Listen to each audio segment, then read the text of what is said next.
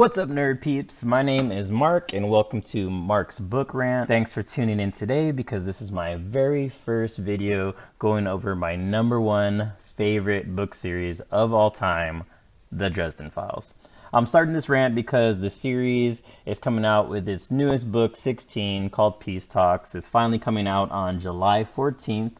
And I know lots of us need a recap, a refresher, so we can be totally ready to take in all the awesomeness of the newest book. Just letting you know, this is not a review, but a complete spoiler full recap and Cliff Notes type summary of the book, and I'll end it with my personal thoughts and highlights at the end, maybe a theory. Let's get ready, steady, and fuego.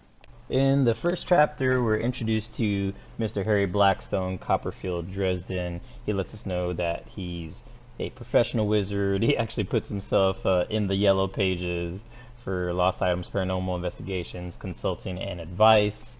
He's constantly being teased by and harassed by everyone around him. There's a mailman. The mailman barely can give him his mail without harassing Harry and putting him in a bad mood. He gets a call from a lady named Monica Sells, and Monica's letting Harry know that her husband's missing. So Harry schedules a meeting with her in person and hangs up. After he hangs up, we get introduced to another caller named Lieutenant Karen Murphy from Special Investigations for Chicago PD. She's letting Harry know that, hey, I need you for consulting advice, but for the first time has to deal with 2 dead bodies. Harry makes his way over to the Madison, meets up with Karen Murphy, and we hear for the first time about something called a soul gaze. Now, soul gaze is when a wizard looks into any other person and meets their eyes for a couple of seconds, and when that happens, boom, some sort of magical exchange of information goes between the wizard and the other person, and they get a measure of the other person's soul or their personality as a whole. He gets up the elevator. We kind of find out that he's an extremely chivalrous person towards ladies, maybe to a fault, because she's clearly, a badass, tough lady, and doesn't feel like she needs any of Harry's chivalry to help her out. Karen goes to do some stuff. Harry starts looking around and picking up clues as to what maybe happened. He sees some underwear on the ground. He plays the music. Maybe magic is involved, because we find out that any human wizard that is interacting with technology, somehow the technology is kind of fouling up. We don't know why, but we just know that, hey, wizards and technology, there's some issue there. Carmichael, which is Karen's partner, is making fun of Harry, of course, as everybody does, but we're getting the impression that Carmichael doesn't like him, and he's kind of setting Harry up for what he's going to see in the next room. Harry goes to the next room, and his mind is just totally frozen. It's a super horrific scene between our 2 corpses. We find out that the lady is Jennifer Stanton and the man is Tommy Tom. Jennifer Stanton's actually a lady escort that works in the Velvet Room, is a brothel run by a very badass vampire called Bianca, and Tommy Tom is the muscle for a crime lord in Chicago named Johnny Marcone. So it's the first time that we're hearing of Johnny Marcone. We also kind of get 2 bits of interesting magical information. So we hear of a term called evocation and thaumaturgy. So what evocation is, a line of sight, big booms, fire, wind, blast. That's what kind of magic that is. And thaumaturgy is more like a voodoo doll type magic, where you need some sort of piece or symbol of somebody, and you can run energy or magic through that and then get the outcome that you want, leading into the individual that item represents.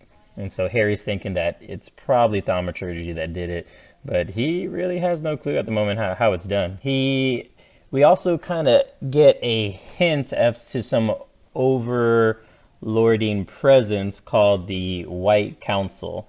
And that's where Harry's starting to get real paranoid about not wanting to be involved in recreating or figuring out this kind of mess, because this White Council that we're just hearing of for the first time seems like they're pretty scary folks, and that they'll drop their hammer on him if anything happens. Karen's asking him questions, trying to figure out, what's the deal with this magic stuff between evocation and thaumaturgy. Harry's giving his split-second kind of thoughts on who he thinks it might be. He thinks it's a lady sorceress committing these crimes because of the intensity and focus that you would need. She definitely knows who these people are. She really hates them, and Murphy's trying to figure out why is this a girl, and he's just like, hey, girls just hate a little bit stronger, and she's like, you're a pig, and she's possibly right, but we don't know at the moment. Harry thinks it's a lady. Karen's keeping all possibilities there. Harry, of course, is late to his meeting, so he runs out the Madison full steam. He is like almost 7 feet tall, so he's blasting out of there, and decides to like slow down a little bit before he gets to the meeting with Monica Sells, so he's not heavy breathing. And then all of a sudden, Cujo, Mr. Hendricks, comes out of the car, and Hendricks is a huge guy, so Harry's of course immediately backing up, realizes there's two guys running behind him, and he's cornered. And they're like, get in the car immediately. Harry's kind of ready to buck up to them a little bit, and then he hears a smooth voice asking him to please enter the car because it's Mr. Gentleman Johnny Marcone himself. Dresden is now eye to eye with the head crime lord of Chicago, and Marcone actually, oddly enough, tries to hire Harry to do nothing. He wants him to just lay low, stay out of it, and of course Harry's not trying to work. Harry doesn't want to work for this, thug Marcone. He's clearly never been in a situation like this before, meeting with some, big dog real threat. And Harry's used to everybody's dodging his eyes because he has that wizard mystique of the soul gaze that people don't really know is there, but they kind of feel that intensity and shy away from his eyes. Then all of a sudden, Mr. Green-Eyed Marcone looks straight at Harry and initiates a soul gaze. So we actually experience the first soul gaze of the book, and we see that Marcone is a cold, calculated dude. This guy is strategic, no fear, strong, merciless. He's a tiger in waiting, cold, calculated killer. And there seems to be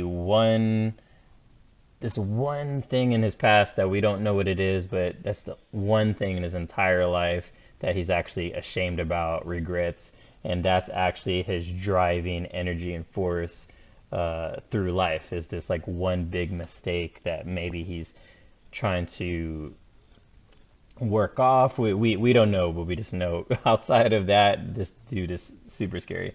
So Harry's shaken up, but he's trying to act tough, and he says a couple of threats, but now that Marcone understands who Harry is, he's not nervous at all. Lets Harry out of the car, realizes he can't negotiate with Harry, and just kind of gives him advice and said, to stay away instead of trying to buy Harry off.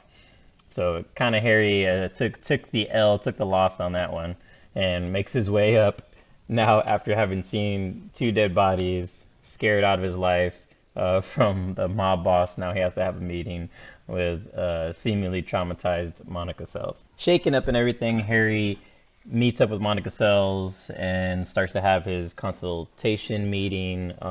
She's trying to convince Harry that her husband's not abandoning her and her kids, that he's really a good guy, just under stress, from work and being laid off. And she looks pretty scared of Harry. Is that because of her husband mixed up with magic? Is that because she's scared of Harry? Why is she so scared of Harry? And so Harry finally convinces her to give up her husband's name, named Victor Sells, so now we know who that is. And Harry's convincing her to let him help her. Mainly because, one, she's a lady in distress, and we know already from the first couple chapters that he clearly has some sort of super weakness to any lady having trouble. And then more importantly, he has his rent due coming up. He needs money for rent, and she's a paying customer, and he's not going to get anything from the police department for a while. So he finds out through talking to her that they have a lake house off of Providence, and he needs to go check that out. She agrees to it. She gives him 3 envelopes, one with money, one with a picture and a number of Victor Sells, and then the third envelope has this dried out dead scorpion chain talisman, and he's just getting bad vibes immediately. Tries to sense anything suspicious going on with his wizard powers, and nothing. He's getting nothing from it, and so he just chalks it up to maybe he's being a little paranoid and moves on. That's all today in part 1 recap of book 1 in the Dresden Files, Stormfront. I'll be working on part 2 and posting that as soon as humanly possible. For the first 2 books, I'll be following along the comic strip posted by Dable Brothers Publishing and posting a link below to where you can find this comic and more.